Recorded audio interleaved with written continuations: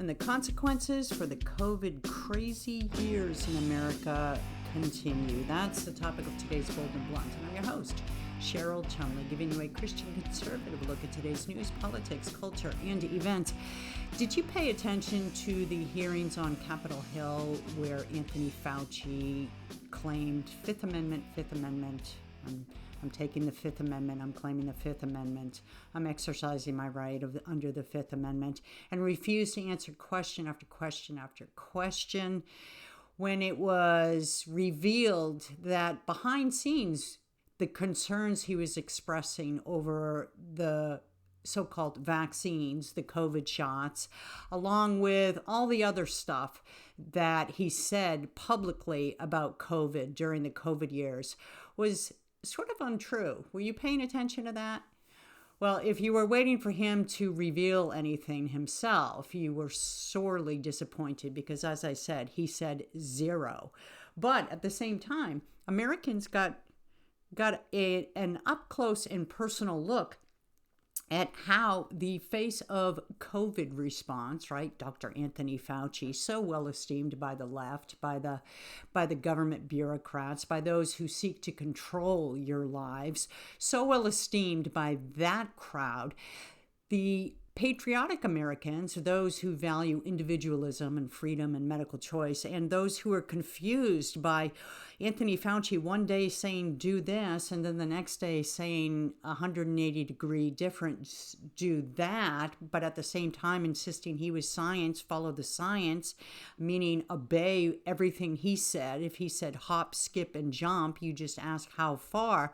All those in America who were confused by his messaging got to see him squirm a little bit. So there is that. And as far as going forward to what consequences Anthony Fauci might face, personally speaking, I'm not very optimistic that we're going to see him hauled away to jail or anything like that. And besides, even if we did, the real question is, if another pandemic were to come, which it's just a matter of time, right?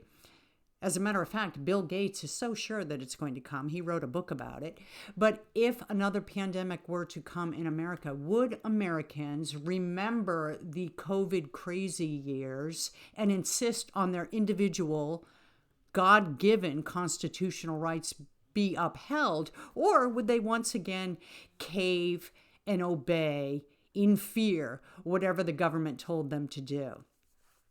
I think that there are too many Americans now who would happily repeat COVID Crazy Part 2 if it were to come in this lifetime. Why? I still see people in face masks driving down the street by themselves. Why?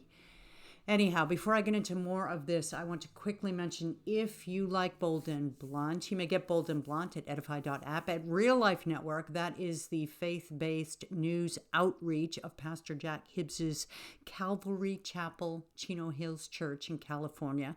They have great offerings there. You gotta go to RLN and check out some of the video and audio shows they have, because it puts into perspective all the nuttiness that's taking place in the world today, in America today, mostly coming from the Democrat Party, the leftist camps. And it gives you the biblical basis, the biblical truths of what's going on. But you may also get Bold and Blunt at WashingtonTimes.com, where if you scroll to the bottom of the webpage there and click on the newsletter section and find my newsletter, Best of Cheryl Chumley, you will get delivered to your email box if you sign up for it 3 times a week. My commentaries that I write at the Washington Times every day, as well as my audio versions of Bold and Blunt and my video versions of Bold and Blunt. Every Friday I do a video or two, Bold and Blunt, and they come out over the weekend, over the early part of the week. You'll get those delivered right to your email box. But you may also get Bold and Blunt wherever podcasts are available. So Anthony Fauci, what do you think should happen to him? Well, he's just one face, right? He's just one face of the COVID bureaucracy. And here's my problem with people who say nowadays they look back on COVID and they see the authoritarianism that basically shut down America in all aspects of living, right? Whether business or education or spiritual, meaning church worship. They look back and they think, that'll never happen again. That would never, ever happen again. And I don't agree with that assessment. And as a matter of fact, I don't like that assessment being put out because it doesn't address the core problems of the tyranny that went forth during the 3 years of COVID crazy, mostly under Joe Biden. And the core consideration here is how individuals acted. How would you act? And here's the question that would determine if we would ever get another COVID crazy again. If someone in government were to say, we have a pandemic, we must shut down schools, we must shut down churches, we must shut down businesses, and everybody in America must wear a face mask, what would you do? Would you wear a face mask?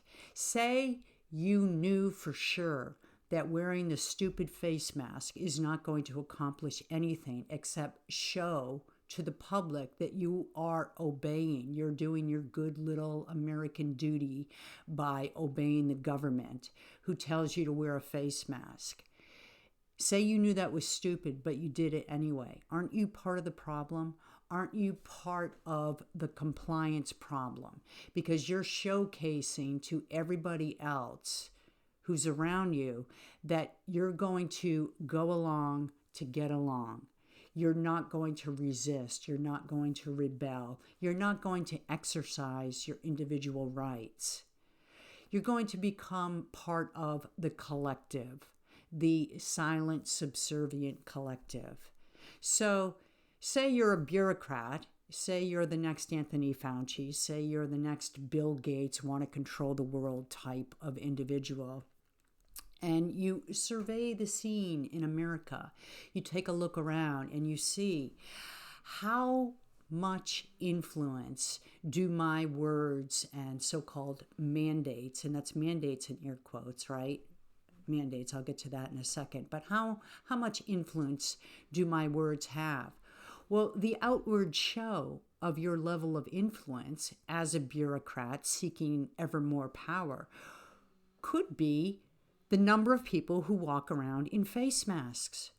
So take out part of the face mask wearers during COVID who are actually very much afraid and actually very much believed in the power of the face mask. Remember when, what's his name, Redmond, the CDC, was he CDC director at the time, Redmond, up on Capitol Hill waving the face mask in the air and saying, this is the number one defense against COVID. And then knowing full well that's bogus. And then finding out with data and testing and real science, not the Anthony Fauci kind of science, but the real science that came after that showed the face masks were nothing against preventing the spread of COVID.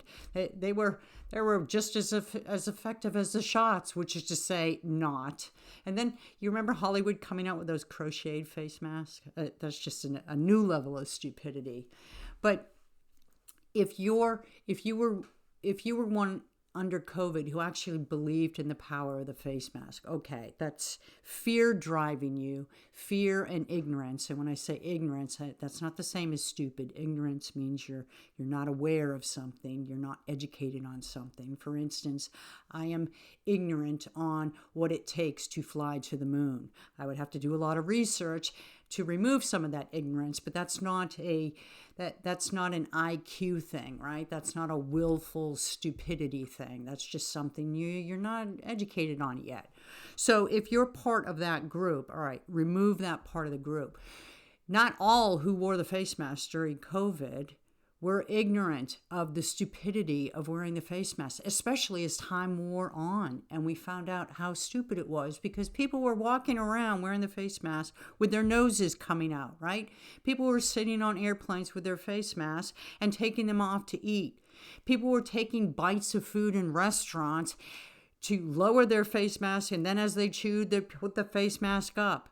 I mean, really. And, going with the stupidity of the face mask were those stupid plastic shields that went up as if the air didn't go over the plastic shield. I'm talking about those shields at the cashiers, right? At the checkout lines at groceries and Walgreens and CVS, some of which are still in place, by the way. I don't know why. As if the air just, it came up against that plastic shield and went, whoops, turn around, guys, turn around, molecules, we can't go this way, and take all the COVID with you. Anyhow, if you were one who wore the face mask then because you didn't want to cause alarm with your neighbors, you didn't want to cause problems, or really, and here's getting to the truth of it, you didn't want to be that one that stuck out where people would come up to you and confront you about your dare to be individual type of approach. If you went along then to get along then, and now fast forward to sometime in the future when the next pandemic comes in America and the government tells you wear a face mask, it's the law, are you going to say no, or are you going to wear a face mask? That's what it comes down to. I always thought the face masks were the outward show of compliance, which opened the door for government to intrude even more on individual rights in America. And boy, did they ever under COVID. Once they saw how many people were willing to wear the face masks instead of fighting against wearing the face masks, then that opened the doors to shot mandates. Lose your job or take the shot. That opened the door to, more shot mandates. Get the booster shot, and prove it. Show me your papers. Show me the papers, comrade, in order to go into an entertainment venue in New York City, right?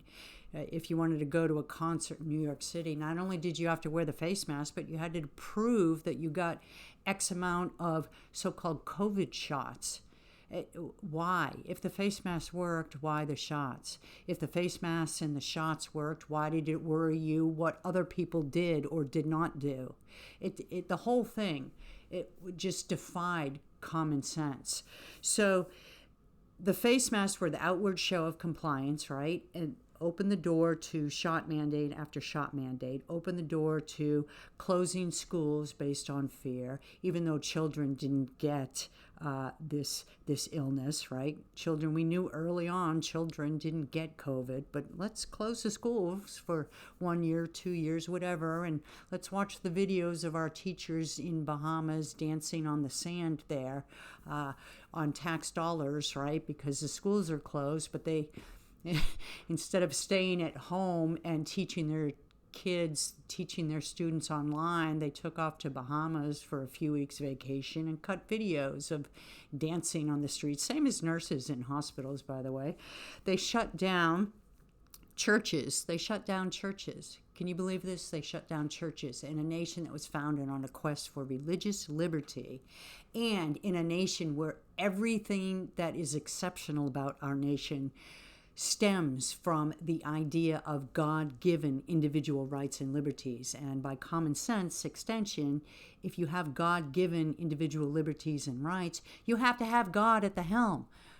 And to have God at the helm, one of the core principles there is to have a thriving church community. Well, shut that down. Shut down the businesses, so people lost their businesses, their livelihood. But that's okay, because then the government created money out of thin air, and they gave you a check to stay home from work. And then all these businesses, right, all the fraud that came because businesses took checks supposedly to stay alive and withstand the COVID years, and come to find out most of these businesses didn't need the checks they took, but that's a separate story. And then all the things that happened, all the consequences that came, all the shot mandates that were forced onto our military members, onto our healthcare workers, onto our private sector employees, and These were shots that were just created and rushed into the arms of men, women, children, and babies without going through the usual and normal years-long testing period. It's called emergency use authorization, right? It's an emergency. Get everybody shot.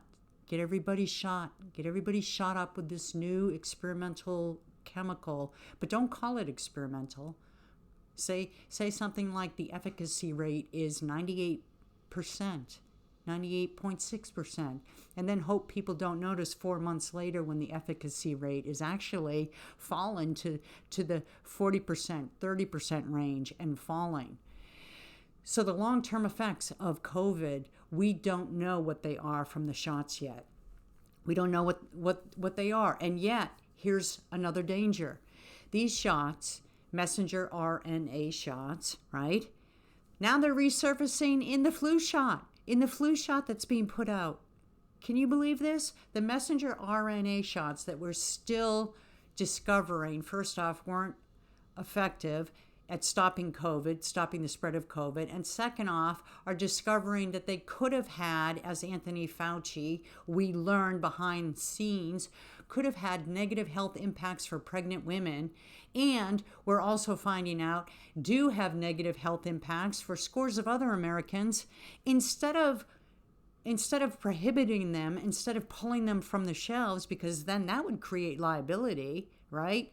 And then those who are mandating the shots and pushing the shots might face some serious financial liabilities and lawsuits, right? Instead of doing the right thing, we're going to resurface them in this year's flu shots.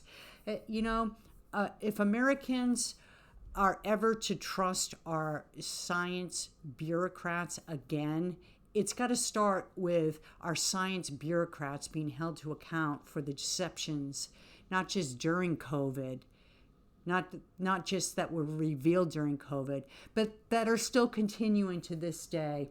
I can't think of a better guest to talk about all this than Mary Holland, the president of Children's Health Defense. Mary, I want to thank you so much for being on Bold and Blunt.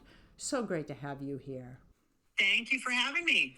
So you are serving now as president of the Children's Health Defense. If you could just really quickly run down what CHD is and what it represents. Absolutely. So Children's Health Defense is a nonprofit organization founded by now Secretary of HHS, Robert F. Kennedy Jr., and we exist to protect children, expose harms, seek justice. We're particularly concerned about the chronic disease epidemic among America's children. Over half of kids have some kind of chronic health condition. We believe that to a great extent, those are from toxic exposures. So we're trying to educate about them, stop them, and put in place safeguards and hold bad actors accountable. We focus to great extent on vaccines. We believe that there are very toxic elements to vaccines that are harming children, causing autoimmune disorders and neurological disorders. But we also look at things like electromagnetic radiation, at issues related to food, water, air, you name it. So that's a short summary. And even shorter is you're hated by Big Pharma, right? I mean, pretty much. That's fair. That's fair. Okay, so let's get to Anthony Fauci, because sure. We have all been watching with interest the revelations on Capitol Hill, mostly brought by Senator Rand Paul, to his credit, about Anthony Fauci. The latest shocker were the revelations that he had concerns about the COVID shot for pregnant women, which is very different from what he put out on the public media. So just run down where you guys stand on that and sure. and what you think Fauci, what consequences should he pay? Yeah. Yeah. Well, I was in the room for his hearing at Senator Rand Paul's Homeland Security Committee, and it was a chilling experience to be in that room. It was no surprise to us at Children's Health Defense, Cheryl, that he was absolutely two-faced and a pathological liar. We produced the book that was a New York Times bestseller, sold over 1 million copies in many languages, The Real Anthony Fauci. That came out early in the pandemic by Robert F. Kennedy Jr., and it really goes through his history. He failed up. He was in his job for almost 50 years. And he lied about everything. And he basically turned the National Institute of Allergies and Infectious Disease into a pharma incubator for new drugs. So we weren't surprised. So not only did he say, in private to the head of the CDC and the Surgeon General, oh, gee, there's clearly a risk in the first and second trimesters for the shots causing miscarriage, higher risk after the second shot. And then he turned around and told the public, oh, there's no red flags, nothing to see here. But he did that about masks, Cheryl. He did it about the shots themselves. He did it about distancing. He's admitted that there was no science behind distancing. The whole thing from start to finish was a fraud, and he was America's doctor. So he has a retroactive pardon from President Biden's to 2014. So that covers him 2014 till when he left office, which I think was 2024. It does not cover him for contempt of the Senate, contempt of Congress. He did not answer a single question. It's mixed authority. It's unclear where it would come out, but that criminal referral has been given to the Attorney General's office by Senator Paul. And I believe that he will. So that's been automatic. It doesn't require a vote of the full Senate. Typically that is done. So it's unclear what's going to happen there. The pardon that he was given by President Biden is a federal pardon. That does not preclude states from prosecuting him. And we know that Florida, Louisiana, and a third state, I'm forgetting which one at the moment, they have all stated that they are investigating him. And I think it's quite likely that he will stand further trials. He will be indicted on other matters, probably under state law. And I won't be surprised if he serves time in prison. But that's really, he in his own way is just the kind of the front guy. It is not just about Tony Fauci. It's not just about David Morans, who's already been indicted. It's about much higher level people in the financial world, in the military world. We will be coming out with a book very soon that is based on the Epstein files about how COVID or any pandemic was going to be financed. And the reality is this was a global enterprise, and it does touch on much higher level people than just Tony Fauci. So during COVID, Anthony Fauci, when I first saw him on Fox News, I remember, and he couldn't give a straight answer. I thought that he was the face of deception for the entire COVID crazy. And, we're just seeing more and more of that come to light on Capitol Hill. But here's the thing. You rightly mentioned that this is about way more than Anthony Fauci, but it's also about the American public, right? Because don't you think the American public just caved way too quickly under COVID and just put all their trust in the bureaucrats? They did. Well, but they were conditioned to do that, Cheryl. We were telling people, resist. Here's the truth. No vaccine has ever been produced in less than 10 years. And this is a novel gene therapy. What are you thinking? And then, of course, we were deplatformed. So there was enormous propaganda, unprecedented government industry propaganda, and tremendous censorship. We were deplatformed off of every major media platform, as was Bobby Kennedy individually. So I'm not condoning. And then don't forget about the coercion. People were going to lose their jobs. They were going to be thrown out of their schools. If they didn't comply, they couldn't travel. They couldn't go to restaurants. They couldn't live their lives. They couldn't go to the gym. So between the coercion, the propaganda, and the censorship, I don't blame anybody. But it's tragic because, as we know, the disability has gone up, the death has gone up, and it was really a fraud. It was just a fraud from start to finish. Well, one of the things I noticed, because I covered this under COVID as well, was the science, so-called science behind the messenger RNA shots. And what I discovered was that these shots have been in existence for 20 years or so, but they've never been used because they're not shown to be effective. And that's what was rolled out. But what's concerning is now we have this coming out with the flu shot. I know. It's very concerning. So, it certainly appears, we don't know for sure, but it certainly appears that Dr. Makari, who'd been the director of the FDA, and Vinay Prasad, who is the head of the Center for Biological Research, Evaluation Research, they left because they wouldn't rubber stamp this flu mRNA shot. And they brought in new leadership to the FDA, and lo and behold, it's approved. Now, thankfully, at the moment, it's only approved for people over 50, but this technology is not ready for prime time. The COVID shot should be removed from the market.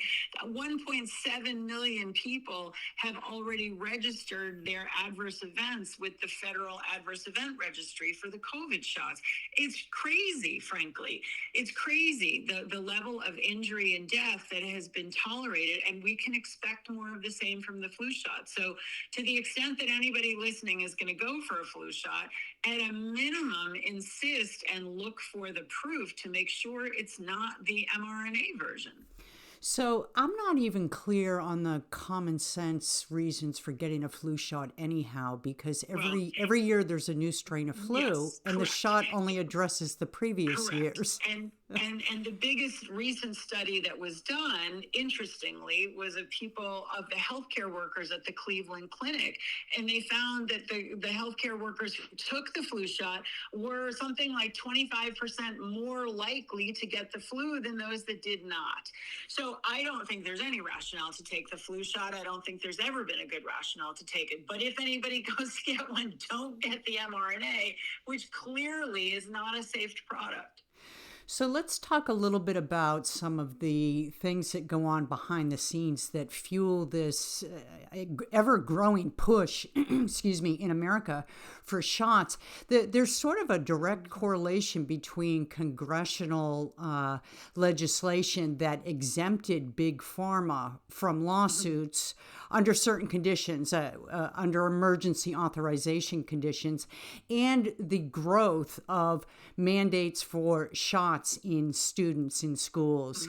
Can you speak to that issue a little bit? Yeah, well, that's hugely important, and I'm so glad you brought it up. So none of this could happen without two legal requirements. One is that the state can mandate shots. Full stop. It basically, up until now, has stopped at mandating shots for children in school. They have access to them.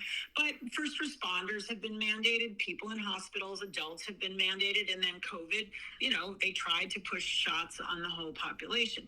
So that's one requirement, that the state, up until now, has had the power to coerce people at the expense of participation in society broadly.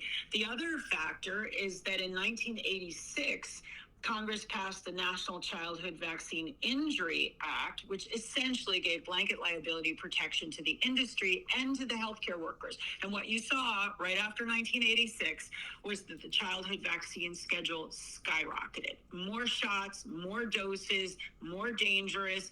It had to do with the perverse incentives that, there's no marketing expense for pharma and there's no litigation risk. There's no potential liability. Then in 2005, Congress passed the Public Readiness and Emergency Preparedness Act after the anthrax attack after 9/11. And that is even more extreme, that anything that the government does in the context of an emergency is basically liability free. The PrEP Act just takes things to the next level. And effectively, there's no feedback loop, there's no market, there's total liability protection for the government, for the industry, for the healthcare practitioners. And this is incredibly dangerous. We cannot have a system where nobody's responsible. And that's what we're seeing with the injuries and deaths from COVID. Nobody's responsible. And we've been trying to, brought lots of litigation. We've had some minor victories, but it's very hard to hold people accountable when the Congress passed laws that explicitly say nobody's accountable. That's sort of the root of the issue right there. So it seems to me that that's where the counterattack should focus. I agree. What sort of opportunities present in order to reel these laws back? So, well, several things. So we've, I think, had several successes on the childhood program. One of the requirements of the statute was they create a committee made up of the Secretary of HHS and the head of CDC, FDA, National Institutes of Health, to have a committee on how to make vaccines safer. If you can believe it, after 1986, that committee was required to report to Congress every 2 years.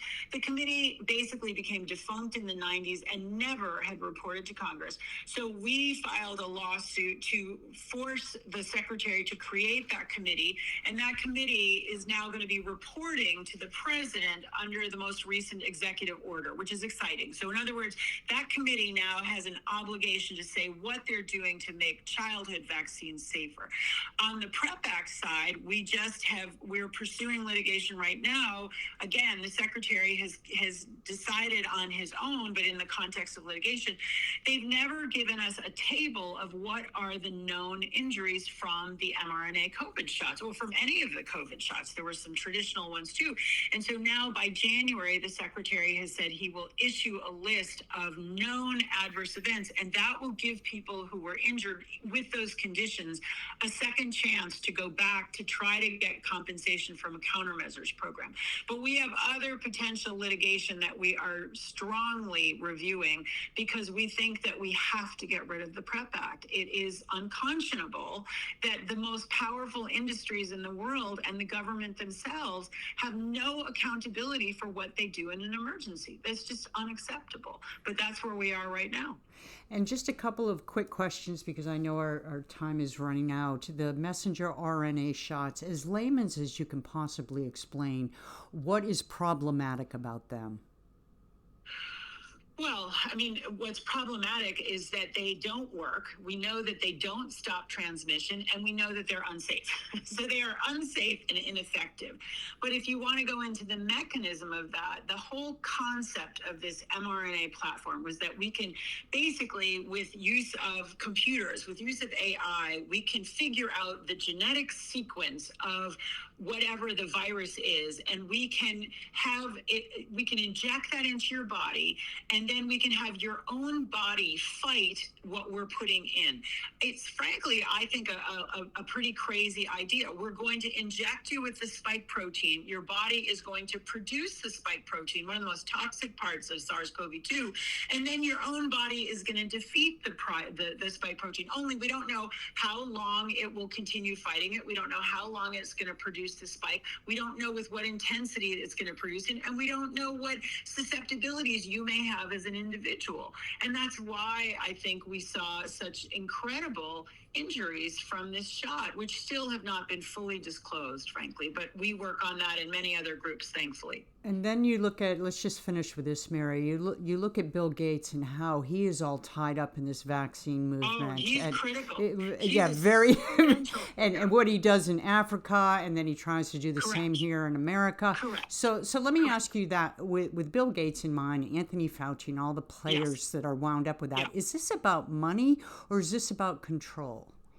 Both. It's absolutely about both, and it probably is about population control. I don't think you can realistically look at this without seeing that there are real, not only just control, but population control, right? Shutting everybody down. There are absolutely known fertility effects of these shots, some of the other shots on the childhood schedule. This is about control of populations and making money at the same time. Wow, we got to have a longer conversation about this sometime if you're willing. This was great info. Mary Holland, President Children's Health Defense. What's your website, please? childrenshealthdefense.org. And I just want to flag, we have a conference coming up on September 17th with Senator Rand Paul, with Senator Ron Johnson, with Representative Paul Gosar, where we're going to be talking about all these issues and some of the amazingly good stuff that Congress is doing on this. And we're going to be talking about the role of the media in this post-COVID environment where there's still censorship, but it's less than during COVID. So we would welcome you, chdconference.org. Awesome. Thank you so much, Mary. I appreciate your time. Thank you. And that's another Bold and Blunt. Remember, if you like Bold and Blunt, you may get Bold and Blunt at edify.app, at Real Life Network, at WashingtonTimes.com, and of course, wherever podcasts are available. Tune in next time. In the meanwhile, don't forget, stay blunt, stay bold. Cozy season is ahead, and you'll be spending way more time inside. Is your home ready? Don't worry. With Wayfair, you can upgrade your space without breaking the bank. Score up to 70% off during their Labor Day clearance on furniture, area rugs, mattresses, and more. Plus, surprise flash deals you can't miss. Whether it's one room or the whole house, Wayfair has pieces for every style and budget. Shop Wayfair's Labor Day clearance now through September 7th at wayfair.com. Wayfair, every style, every home.